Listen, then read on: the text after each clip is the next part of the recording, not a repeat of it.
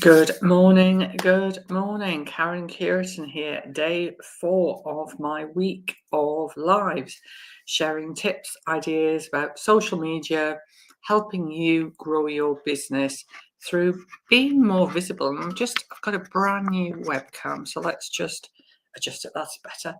So what I want to talk to you today is about growing your audience, because a lot of people talk to me about, do you do social media? Yes, I do social media. I will manage your social media for you should you wish.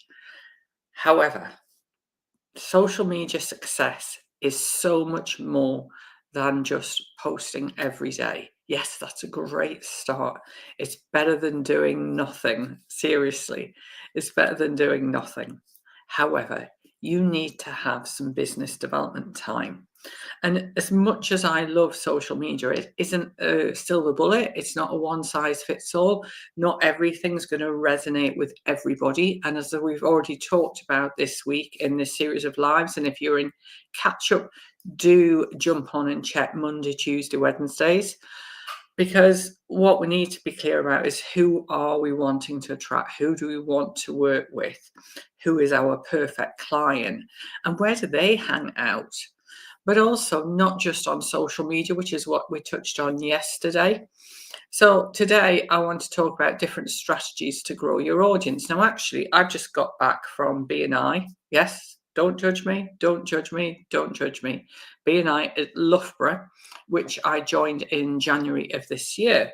So that's one of my strategies to grow my audience. So there was a lovely guy sat beside me for breakfast this morning. Yes, it's silly o'clock, but the day's done. My networking, my business development activity, and that's what I'd urge you to think about. This is business activity, business development activity. How much time are you actually spending to grow your audience? Because if you grow your audience, you're increasing your opportunities to become more visible. It's all about visibility. So I met this lovely guy today, and I'll be reaching out to him on LinkedIn because he's on LinkedIn. We didn't actually get a chance to connect on this session today. And what was really great is that, I established who he is, what does he do, who does he work with? And that's one element. But how much time are you actually spending doing business development on your social media? So, for example, are you using the search in a paid or a free version of LinkedIn? Sorry, I'm going to grab my coffee. It's really cold this morning.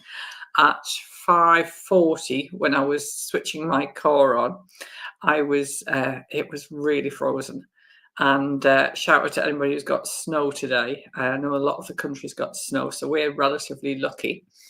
So how much time are you spending in business development mode on your social media, particularly LinkedIn? Let's talk LinkedIn today.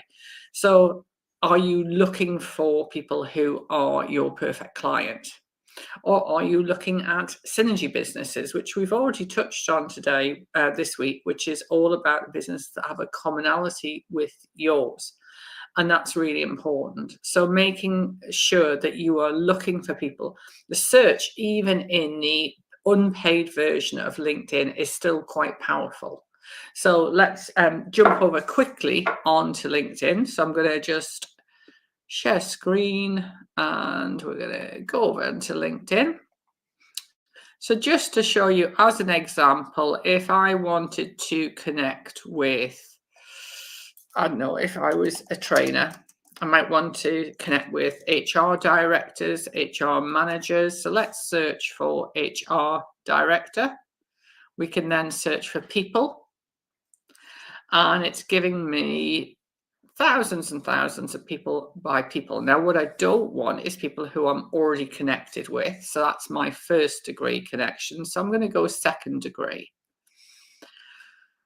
And then I can then narrow it down further by location, by their current company, all in the free version of LinkedIn. So if I wanted people in my location, let's say Derbyshire,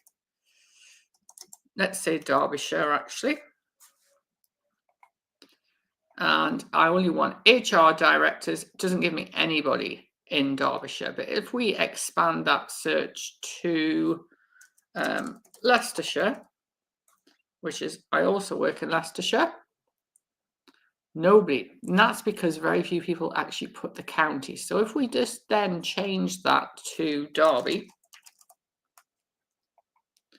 you'll see how it changes. There we go. Loads of people. So we've now got a load of people here who are, that's running into 10 pages.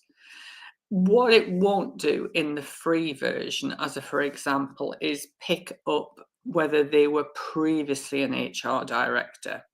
So what we need to do firstly is to do a Boolean search. So if we just click on here, put speech marks around, and it's only going to search for the terms HR director, not HR and director.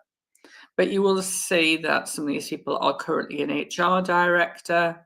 Some of these people have previously been in other roles. So are you spending time reaching out, searching for your perfect clients and engaging with them? Are you engaging in their content? Now, yes, one of the questions I get asked about a lot on LinkedIn is it worth paying for it?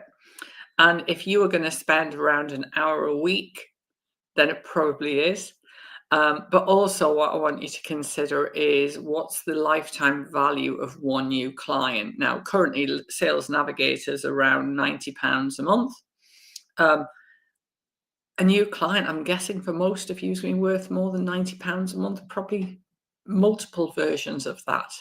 So that's one of the things to think about. What I also encourage you to do is do a simple target list, a hot list, a hit list, whatever you want to call it.